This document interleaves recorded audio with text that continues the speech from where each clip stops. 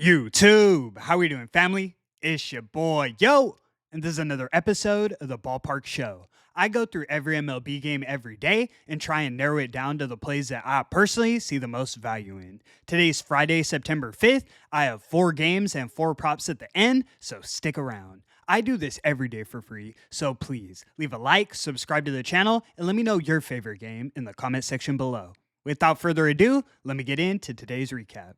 Recapping yesterday, we cashed our highlighted play of the day. We took the Pittsburgh Pirates on the money line against the Los Angeles Dodgers. Hey, plus money on Skeens today? Say less. He pitched a 6-inning shutout against the Dodgers. That's impressive, and the Pirates' bat showed up behind him. They almost blew it in that 9th inning, had me sweating, but their manager made a timely pitching change, bringing in Holderman to close it out. Final score was 5-3 Pirates. We're now 3-4 on all highlighted plays in September. Let's get back in that win column and start a streak today. Without further ado, let me get into today's games. In our first matchup, we have the Washington Nationals in Chicago taking on the Chicago Cubs. Cubs are minus 230 on the money line, and the total is 10.5 runs. On the mound, we have Jake Irvin going for DC, and we have Javier Assad going for Chicago. Both of these boys are ass, no other way to put it. Irving has a 5.6 expected ERA, somehow regressing further, and I see why. No strikeouts, no velocity, 8% walk rate is bad. Problem is, I can't say Assad's been much better. Only 20 innings pitched this year, a 4.0 ERA, and a 5.5 expected. Even less strikeouts than Irvin, and he gives up a ton of hard contact. This game can honestly go over in the first 5 innings. The Nationals have the worst bullpen in the league, and we have 15-mile-per-hour winds. It's blowing left to right, but the ball should carry. We're taking the Nationals and Cubs over 10.5 runs as our first selection. Let's move. In our next matchup, we have the Chicago White Sox in Detroit taking on the Detroit Tigers. Tigers are minus 195 on the money line, and the total is 8.5 runs. On the mound, we have Shane Smith going for Chicago, and we have Jack Flaherty going for Detroit. Similar to the previous matchup, I'm not in love with either of these starting pitchers, but I'd give the slight edge to Flaherty. He gets more strikeouts and walks less batters. It's not significant, but he should be the better option moving forward. When I look at the offenses, the White Sox have surprised me recently. 11 runs last night, 12 runs on Tuesday. Over their last 15 games, they're averaging 5.3 runs a game. That's impressive. The Tigers haven't had as much success from behind the plate recently, but I also think they match up well with Shane Smith and they get on the board early. I hate to go back to another total, but I have to look at the over. Full game, I think it's dicey, so I want to isolate it to the first 5 innings. The matchup between Flaherty and Smith. We're taking the White Sox and Tigers over 4.5 runs in the first 5. You can find it for minus 110 odds as our highlighted selection of the evening. Let's move.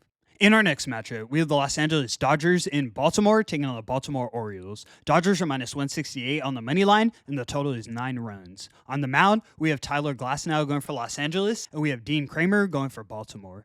I have to mention, anytime you see Kramer going for the O's, take a look at that over. He loves to give up runs, and the Orioles bats usually back him up. For me, though, I can't stand the current form of the Dodgers. Dropped 3 straight to the Pirates, and they just lost the series before that to the Diamondbacks.